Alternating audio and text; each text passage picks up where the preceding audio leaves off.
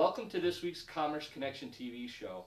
I am so pleased to have with me the mayor of Delavan, Wisconsin, Mel Nieuwenhuis. Thank you so much, Mayor. Thanks for being here. Thank you, Travis, for allowing me to say a few words today. Well, one of the things I like to do every year is I like to, especially the municipalities that we work so much in, is do kind of a state of the city or a state of the municipality. You know, where have things been, where are things going, that type of thing. So what I'd like to do is maybe start off by asking you, what things, I know you have been a catalyst of some pretty big things in the area.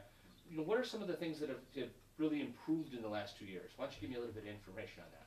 Well, let's just start off with 2 years ago, after my reelection, we started the creation of the Downtown Revitalization Task Force.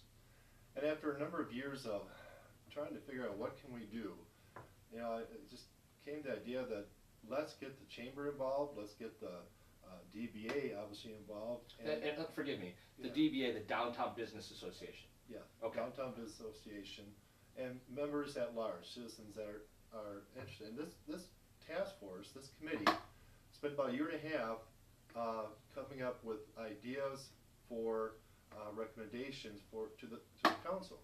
And one of the recommendations that they came up with last fall was the possibility of a TIF district. Okay. And last month, the city council approved the feasibility study to look into the options that the city can take. And obviously, you know, the city has not approved a TIF district, but the feasibility study will determine where we should go next. And if that's providing financial incentives for businesses to come into some of our empty storefronts. And this is all downtown, right? We're talking about the revitalization of the downtown of Delavan. Well, it's mainly the downtown, but it also stretches out to where the old Dorian Rain building is and the old fire station. Okay. Okay, it's a stretched out area. They've got a map that we have seen. And so it's more than just the downtown, but primarily the downtown and focus on our hotel. And we've had prospects just recently flew down to take a look at it. So there's some good possibilities there. There's a shimmering light at the end of the shimmering tunnel, light, but it's a yeah. small one. It's a small one. meek one at this point. Well, I've heard these kind of things before. You know, Right. Well, there's possibilities, there's interest. We'll wait and see what happens. So I mean, that's something that's pretty impressive. I know that with the former city administrator, because I attended some of those meetings, and then obviously with the new city administrator, you really have been a catalyst in, hey, look, I recognize there's a problem downtown, and let's get the people who are stakeholders in this particular area, you know, people that own businesses downtown, the DBA, Downtown Business Association, the Delavan Lake Area Chamber of Commerce. So you've really gotten the stakeholders to come in and buy in, give their ideas, and then let's see if it makes sense to move forward with it. Well, I commend you on that. That's impressive. Thank you. But what it takes is everyone involved, not just one individual, not just city council. It takes the Downtown Business Association, the chamber, everyone. We need to be all on board if we're going to make this successful for our downtown. Agreed. No, I agree. Now, speaking of hotels, I know we spoke about that a little bit. You also worked a lot behind the scenes, and I don't know if people know. I happen to know a little bit of it because I was working a little bit with you, but not to the same degree you were. You really were instrumental in helping us get Lake Lawn sold from the bank that foreclosed it, Yeah. and shepherd it to the new owners. And I, for one, am tremendously grateful for that, because you're seeing some pretty impressive things at Lake Lawn. I know that I am, and I wanted to take a minute to maybe say thank you, and then maybe you can give us some background on what you did, because I don't know that you'll take the credit you rightfully deserve for the things that you did, but really impressive stuff. Well, thank you for that. But you know, back in December of 2010 is when Lake Lawn closed its doors. Right.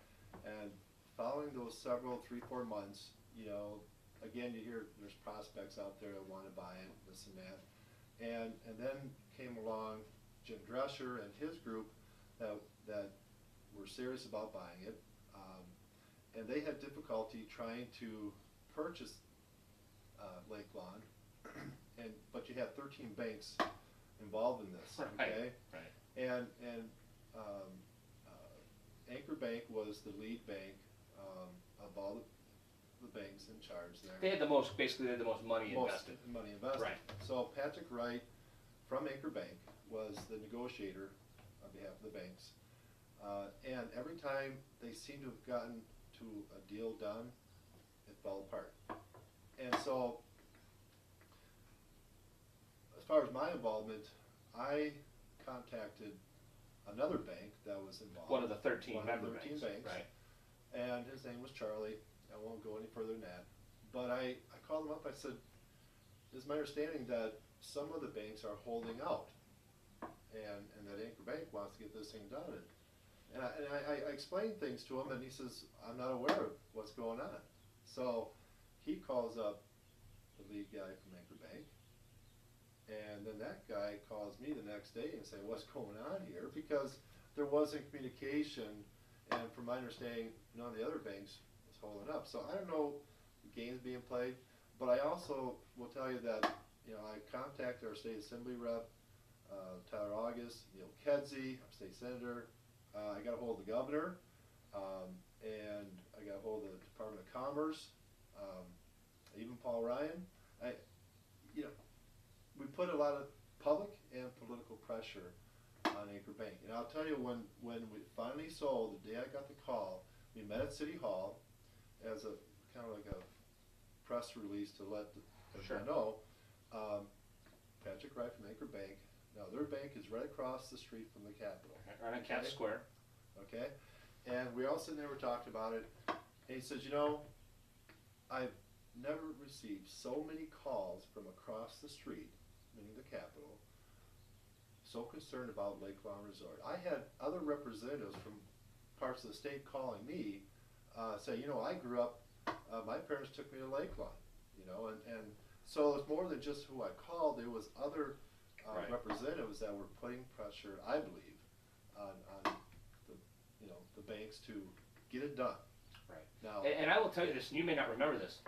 You and I were in your office having a meeting, and I remember when the call came in from the Drescher Group. Yeah. And said, hey, we're thinking about buying, and then you immediately sat down with the former city administrator, Joe Salitros, and said, let's start working on this. Right. And I will tell you that the way you behaved, in my opinion, was the way I want a mayor to behave in trying to bring jobs and those type of things to a municipality, is you really took the initiative to kind of move it forward. The other thing you did that I was really happy about as the mayor is you actually held I don't know if you remember this, but you held a forum where you basically had Jim Drescher and his team come in and kind of present what their plans were. Right. And we had a packed house. I mean, I don't know that city council meetings have that many people in it. And the support from the community and from the condo owners, it was honestly, it was really moving to see so many people so invested in Lake Lawn. Not necessarily from a dollar and cents, but from an emotional and they really wanted to see that resort succeed. And I, for one, have maybe never said this as publicly as I should. Thank you. I appreciate the work that you did. I do.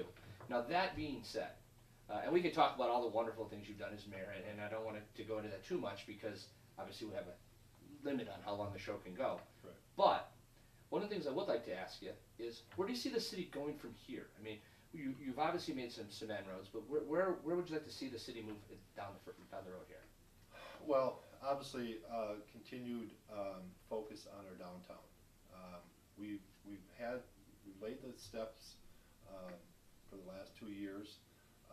When this feasibility study comes in, it'll be up to the council and with public involvement to decide whether we should take the next step, which would be the creation of the TIP number 5, and along with that is you know, there's going to be a lot of public participation, so sure. I want people to know that, you know, the council's just not going to pass this thing without knowing and without the public involved. And part of that feasibility study will be having groups people coming to give their opinion on what they think should be done. So that's part of the process that will be going for this coming year. And I know that there's some members of the council that have a visceral disdain for TIFs. As a general rule, they don't like TIFs. And obviously they'll have their opportunity to be heard as well. Well, I think that's the important piece, is that Yeah, I mean, all sides will get an I'm opportunity not to speak. saying it's gonna be a done deal, it's gonna be automatic, but I also think that, you know, one of the arguments is, does it meet the criteria of a TIF? And even some of the ones that were against the other TIF, definitely I get the sense that they're for this kind of TIF because it's more of a blighted type of thing. So, I don't think, I think there'll be more support from the council from that aspect, but again, I can't speak for them. Sure. And I think at this point, it would be unfair to ask you or any member of the council what your opinion is until the feasibility study's done. Correct. Right, I mean, it's premature at this point. Yeah, and so the other effort that I've been doing for since last August is that I and our administrator and WASITA, Mike Vandenbosch, Wisconsin, or Howard County Economic Development Authority, we've been making business retention visits. You know, I visited, you know, Continental Plastics, Swiss Tech, Andy's Candies. I always call it Stay Right, but it's Pentair. You know, even a few weeks back we visited Quantum Tubers. Oh, sure, I know where those guys are, sure. Yeah, but how many people in the community know where that is? I didn't even know. It's kind of tucked back by the water tower back there. By the water tower. Yeah.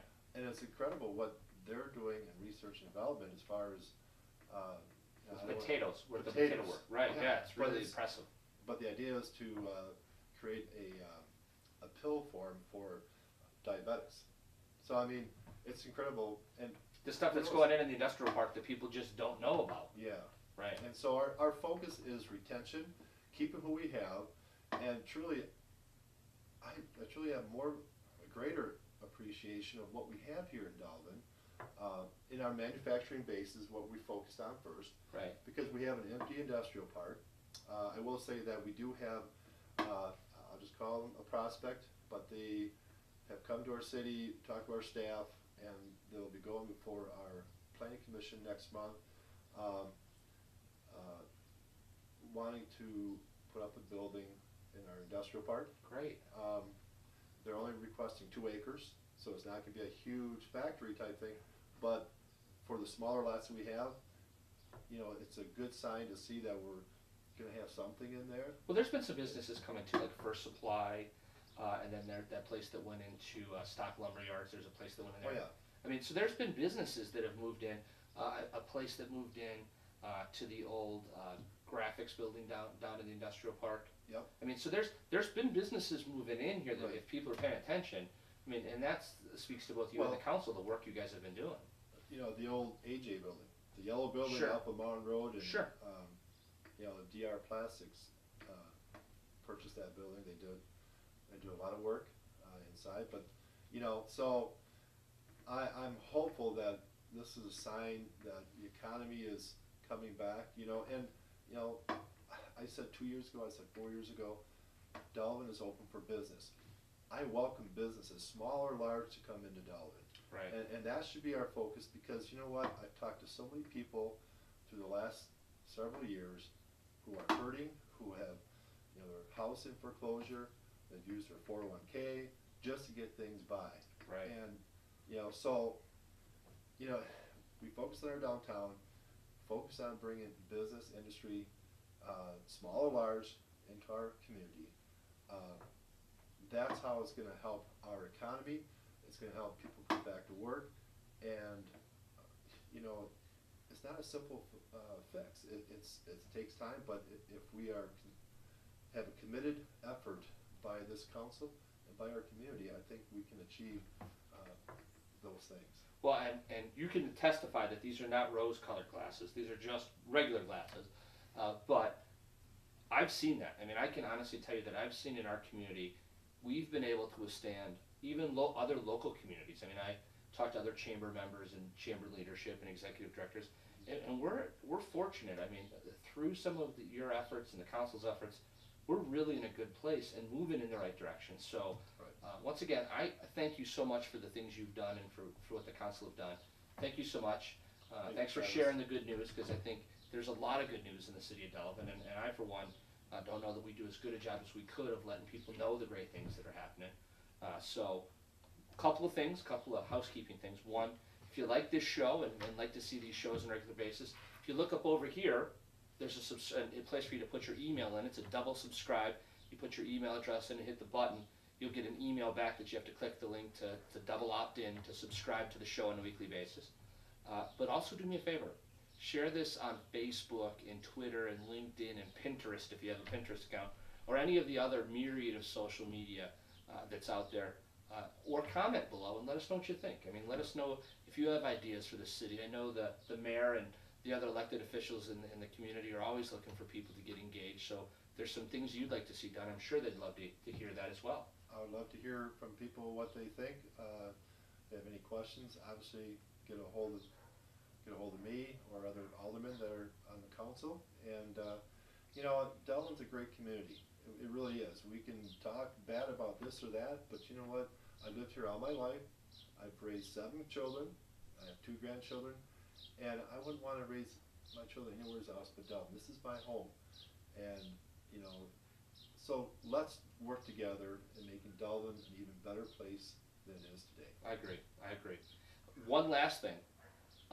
Make sure you vote on Tuesday. We got a big election coming up on Tuesday. I believe your name is going to be on the ballot.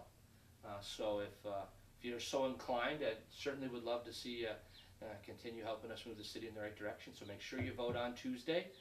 Once again, thank you so much for watching the Commerce Connection TV show. Mayor, thank you so much for coming on board. Thank you, Appreciate it. Until next week, see you then.